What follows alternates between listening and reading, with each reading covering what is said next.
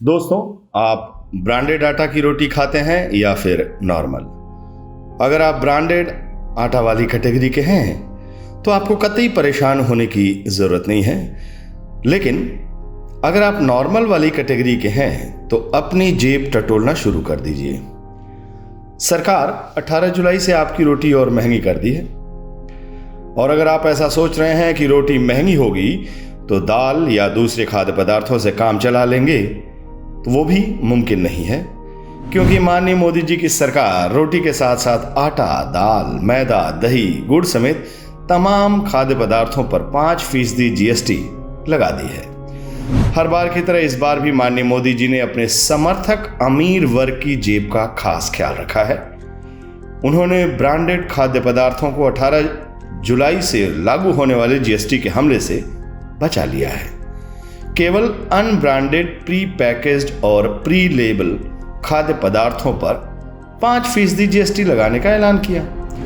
सरकार के आदेश में ये जो दो शब्द अनब्रांडेड, प्री पैकेज्ड और प्री लेबल का यूज किया गया है, ये भी काफी खास है। और इसका असर कहां तक जाएगा, ये समझने से पहले ब्रांडेड और अनब्रांडेड का खेल को समझ लेते हैं। बड़ी कंपनियां और बड़े उद्योगपति ब्रांडेड खाद्य पदार्थ बेचते हैं। छोटे और कुटीर उद्योग चलाने वाले अनब्रांडेड खाद्य पदार्थ बेचते हैं। ब्रांडेड कंपनियों की रोटी अनब्रांडेड कंपनियों की रोटी से काफी महंगी होती है। दरअसल अनब्रांडेड आटा और दूसरे खाद्य पदार्थों का सबसे बड़ा स्रोत हमारा कुटीर उद्योग और छोटे व्यापारी हैं। वो कम दाम और कम लाभ पर काम करते हैं। यही वजह है कि वो ब्रांडेड आटा और दूसरे खाद्य पदार्थों की तुलना में हमें सस्ते दर पर खाने पीने की चीजें मुहैया करा देते हैं। यही बात बड़ी कंपनियों को अखर रही थी। उन्हें यह कतई पसंद नहीं कि उनकी महंगी चीजों को सस्ती चीजों से मुकाबला करना पड़े। बड़े उद्योगपतियों की मन की बात माननीय मोदी जी समझ गए और उन्होंने वही फैसला ले लिया जो उनके उद्योगपति मित्रों के मन में था। अब आइए देखते हैं कि सरकार के इस फैसले का क्या असर होगा। रोटी और दूसरे खाद्य पदार्थों पर 5% जीएसटी लगाने का पहला असर सीधे सीधे इनकी कीमत पर पड़ेगा। कुटीर उद्योग चलाने वाले और छोटे मध्यम वर्ग के उद्योगपतियों को रॉ मटेरियल पहले से ज्यादा ऊंची कीमत पर खरीदना पड़ेगा। जाहिर है उन्हें अपने बिजनेस बचाने के लिए कीमत में बढ़ोतरी करनी होगी।